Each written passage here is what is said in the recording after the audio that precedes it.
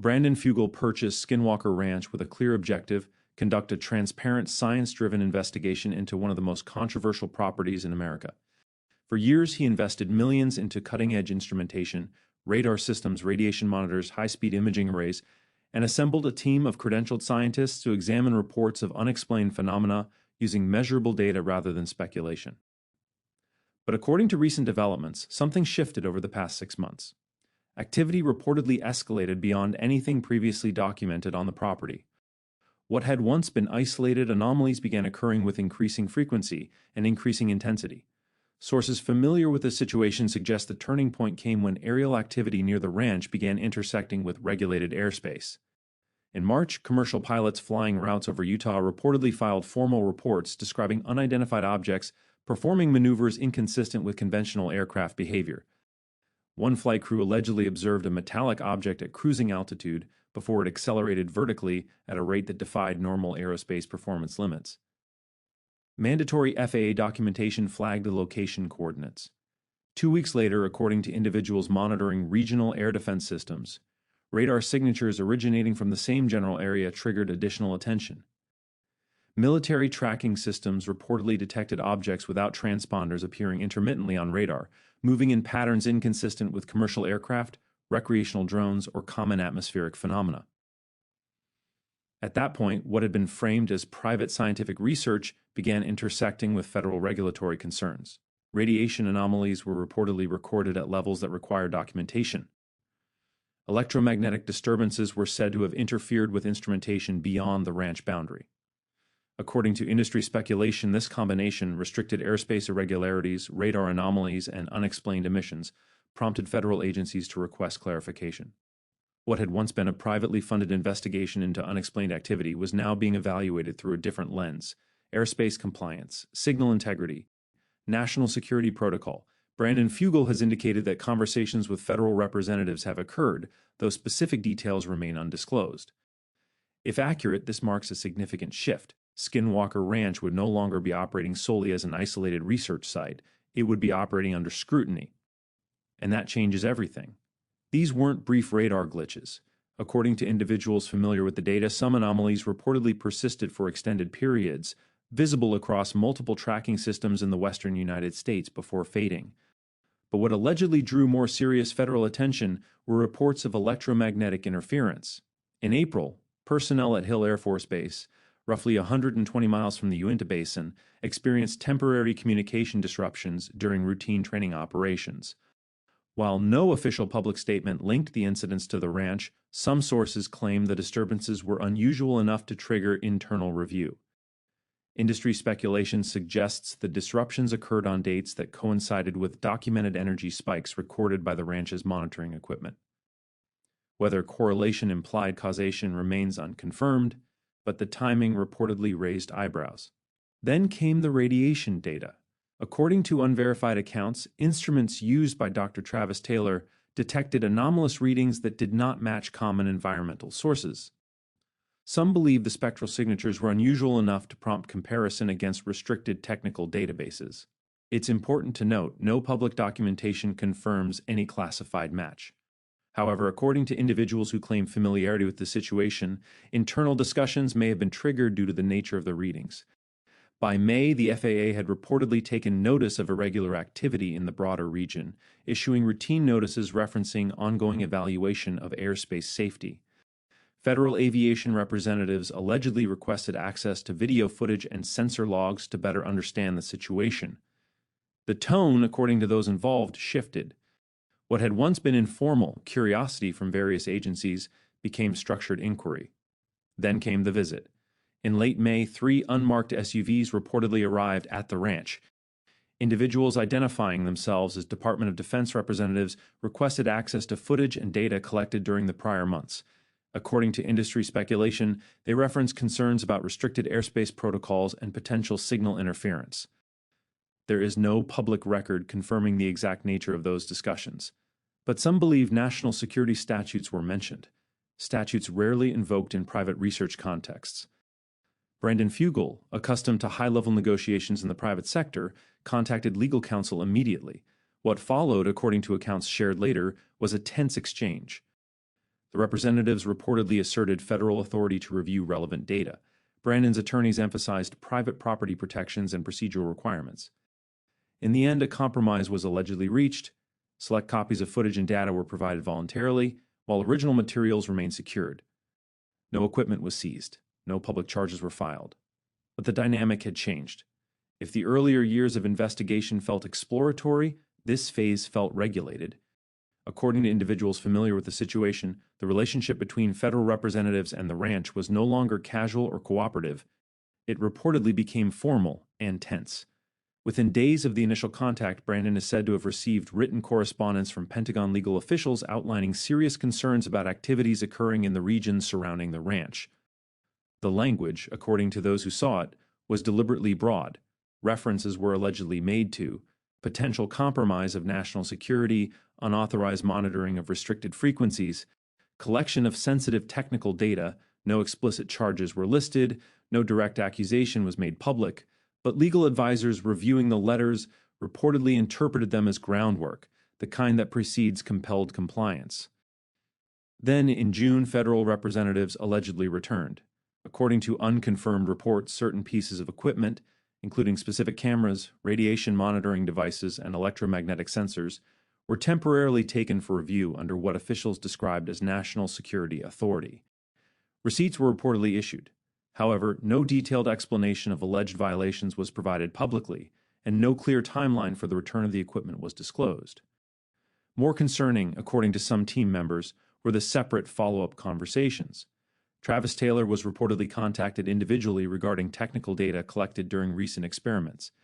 Eric Bard allegedly received inquiries from defense-affiliated representatives asking about specific measurement protocols and signal recordings.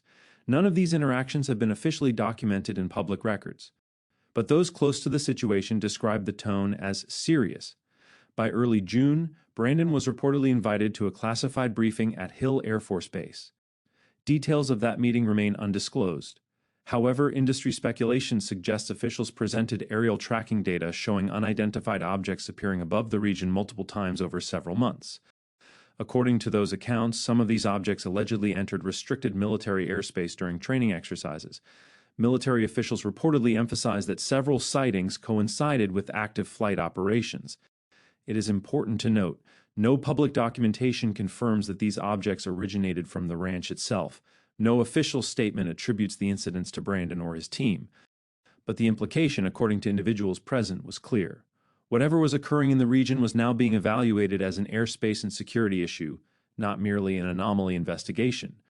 For Brandon, the message was unmistakable. Skinwalker Ranch was no longer operating in isolation. It was operating under scrutiny. And once federal airspace and signal integrity concerns are invoked, the threshold for tolerance narrows dramatically. From the government's perspective, at least according to individuals familiar with the briefing, this was no longer theoretical, it was operational. Officials reportedly expressed concern that whatever was occurring in the region posed potential safety hazards and raised questions about operational security. The message Brandon took away was straightforward. If unexplained activity was appearing in restricted airspace or interfering with military systems, it could not be ignored. During the classified briefing, according to accounts later shared privately, technical analysts presented electromagnetic data collected in the broader region. Some of the signatures, Brandon was reportedly told, resembled patterns associated with advanced propulsion research, systems typically confined to controlled defense environments. There is no public confirmation of that comparison, but those present describe the implication as alarming. From a national security standpoint, only two possibilities existed. Either sensitive technology was somehow being replicated outside authorized channels, or something unidentified was producing emissions that mimicked classified capabilities. Both scenarios, officials allegedly stressed, warranted immediate scrutiny. Brandon attempted to clarify that his team was not generating these phenomena. They were documenting them, observing, recording, analyzing. Military representatives, according to sources, were not interested in speculative explanations.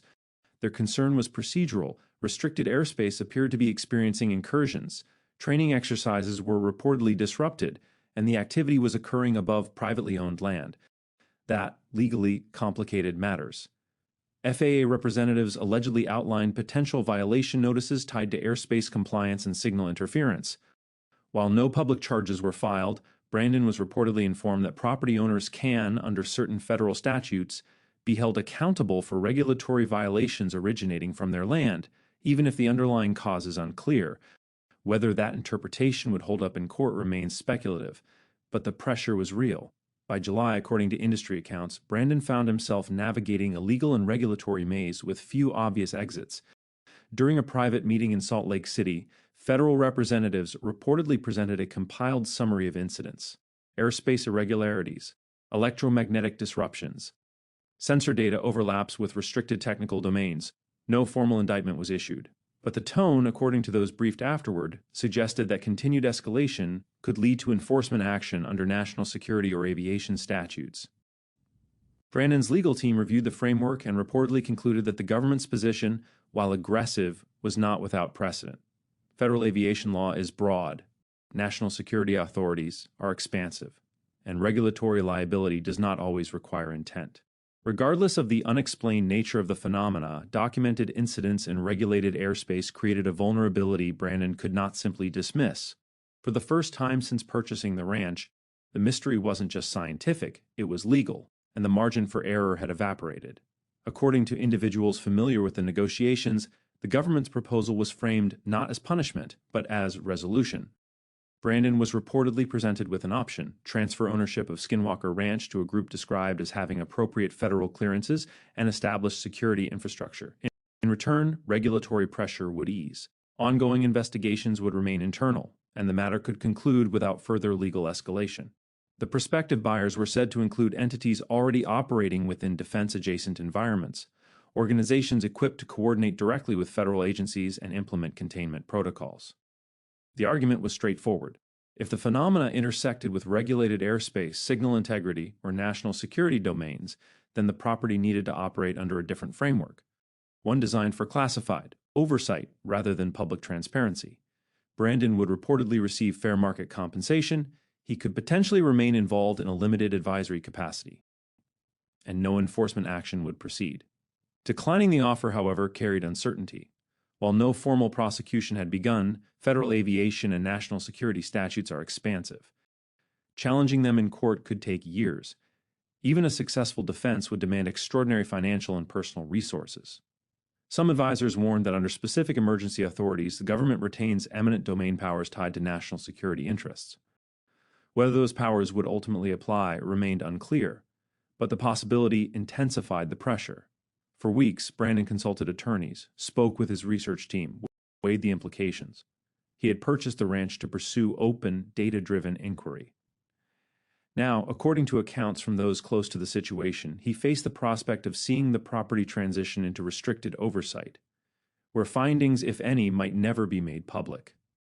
The emotional conflict was profound. Then came the development that, according to industry speculation, escalated everything. In late April, Dr. Travis Taylor reportedly identified unusual subsurface anomalies beneath the mesa using ground-penetrating radar and gravimetric mapping. The readings, according to those familiar with the data, suggested density variations inconsistent with typical geological formations in the region. Some interpretations proposed the possibility of structured voids or metallic concentrations at significant depth. It is important to emphasize, no public, peer-reviewed confirmation exists validating artificial construction. However, individuals who reviewed the scans described geometric symmetry and material signatures that warranted further analysis. If accurate, such findings would shift the investigation dramatically, from atmospheric anomalies to subsurface structures, from unexplained phenomena to potential buried infrastructure, whether natural, historical, or otherwise. And if federal agencies had access to that data, it would help explain why oversight intensified. Because once underground anomalies intersect with restricted airspace incidents and electromagnetic irregularities, the narrative changes. It becomes less about mystery and more about control. According to individuals familiar with the internal reports, what truly escalated concerns wasn't just the subsurface anomaly itself, it was the energy profile associated with it. Data collected during follow-up scans reportedly indicated intermittent electromagnetic pulses emanating from below the mesa. The pulses were described as rhythmic, structured, not random. Some on the team interpreted the pattern as suggestive of an active source rather than a static geological formation. Travis Taylor, drawing on his prior experience in defense-related research, reportedly compared the frequency patterns to known propulsion and energy systems for baseline reference. There is no public confirmation of any classified match. However, according to industry speculation, similarities were allegedly noted between the recorded signatures and advanced aerospace research profiles. Whether that resemblance was coincidental, misinterpreted, or meaningful remains unknown. But internally, it raised the stakes. If the anomaly was natural, it was extraordinary. If artificial, its origin would demand explanation. Travis is said to have compiled his findings into a confidential report recommending consultation with appropriate federal authorities, not because of proof of exotic technology, but because of the potential implications of unexplained emissions intersecting with regulated systems. Brandon initially hesitated. Inviting formal government oversight could permanently alter the openness of the research. But according to accounts from those close to the situation, once regional monitoring systems independently detected unusual signal activity, federal agencies became involved regardless of the ranch's intentions. From that point forward, oversight intensified. Some believe the matter was reclassified internally under defense review protocols. No official statement has confirmed that designation. But the tone, according to those present during discussions, shifted decisively. The concern was no longer paranormal curiosity. It was strategic uncertainty. And when uncertainty intersects with restricted airspace, signal interference, and unexplained emissions, federal agencies tend to default toward containment. In September, according to real estate records, the property changed hands in a transaction valued significantly above prior market assessments. The purchasing entity was described as a private research consortium with established federal compliance infrastructure. Public documentation does not detail the consortium's full membership. Speculation suggests defense-adjacent entities may have been involved, however, no official disclosures confirm that claim. Under the reported terms of the agreement, Brandon retained a compensated advisory role but relinquished operational authority. Future research direction and information release would reportedly fall under stricter oversight protocols. Shortly thereafter, the television production ceased. Whether due to contractual expiration, ownership transition, or regulatory complications has not been formally explained. Supporters argue Brandon was protecting himself from prolonged legal exposure. Critics believe the ranch transitioned from open research to restricted oversight. What is clear is this: the era of publicly documented experimentation ended. Whether that decision was driven by regulatory caution, national security concerns, or simple business calculus remains subject to debate. But for many observers, the shift marked the end of transparency and the beginning of silence. According to individuals familiar with the negotiations, legal advisors warned Brandon that federal authorities possess broad powers under national security and aviation statutes, including, in extreme cases, the ability to pursue compulsory acquisition under emergency frameworks. There is no public record confirming that eminent domain paperwork was formally filed. However, some close to the situation say Brandon was advised that prolonged resistance could trigger aggressive regulatory action. From his perspective, the negotiated sale represented damage control, compensation, limited advisory involvement, and orderly transition, rather than years of legal confrontation with uncertain outcomes. But the most difficult element, according to those involved, was the confidentiality agreement. As part of the ownership transition, Brandon reportedly agreed to restrictions regarding disclosure of technical findings, regulatory communications, and future research direction. The terms, sources say, were extensive. Violations could carry significant legal consequences under federal information handling statutes. Whether those statutes would ever be invoked remains hypothetical. But the effect was immediate. The man who purchased the ranch promising transparency now faced contractual silence. For some, that irony was devastating. Inside the team, the reaction was not unified. According to accounts from those present, an emergency meeting followed the announcement of the sale. Dr. Travis Taylor reportedly expressed frustration. He had spent years collecting data he believed warranted rigorous peer review and open scientific scrutiny.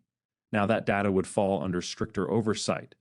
While Travis understood the regulatory and national security concerns being cited, he allegedly emphasized that science depends on transparency. Some sources say he briefly considered stepping away.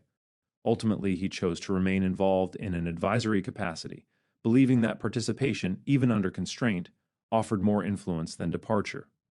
Not everyone agreed with that decision. Eric Bard, according to individuals close to the situation, responded more critically.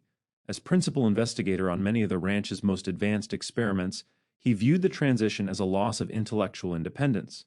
Sources suggest he declined continued involvement under the new structure. While public statements have been measured, Eric has reportedly voiced broader concerns about transparency in UAP-related research, without referencing specific confidential matters. The professional partnership that once defined the investigation reportedly cooled significantly. Bryant Dragon Arnold faced a different dilemma. As ranch superintendent, his role had always been operational, security, logistics, daily management. According to those close to him, he viewed the transition pragmatically. The property would continue operating, oversight would increase. But someone needed to ensure continuity and stewardship of the land itself. He chose stability, not enthusiasm, stability. Thomas Winterton's response reflected decades of familiarity with the ranch. He had witnessed multiple research eras come and go, different ownership, different promises, different silences. For him, the transition was another chapter in a long pattern of restricted access and unanswered questions. Whether the new ownership structure represents passive monitoring or more structured research remains unclear. No public disclosures outline long-term objectives. What is certain is this: Skinwalker Ranch shifted from open documentation to controlled oversight.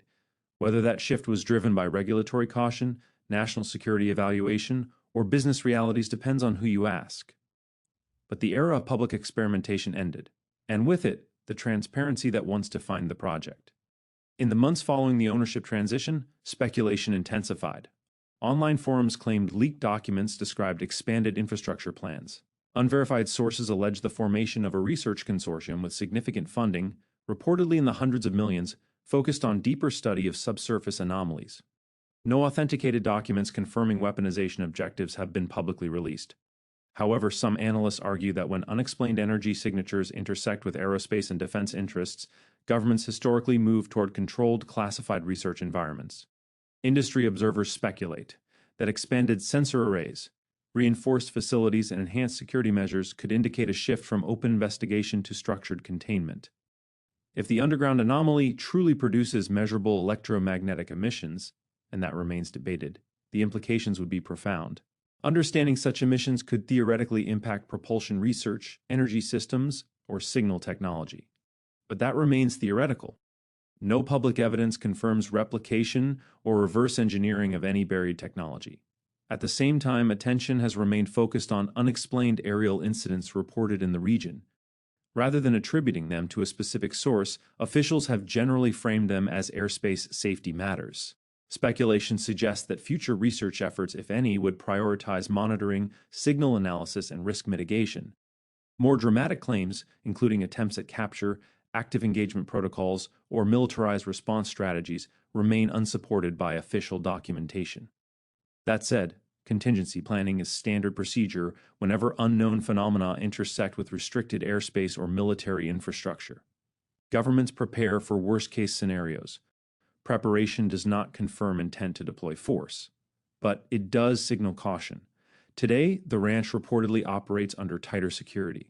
Whether that represents militarization or simply regulatory compliance depends on interpretation. Supporters argue it reflects responsible oversight. Critics argue it marks the end of transparency.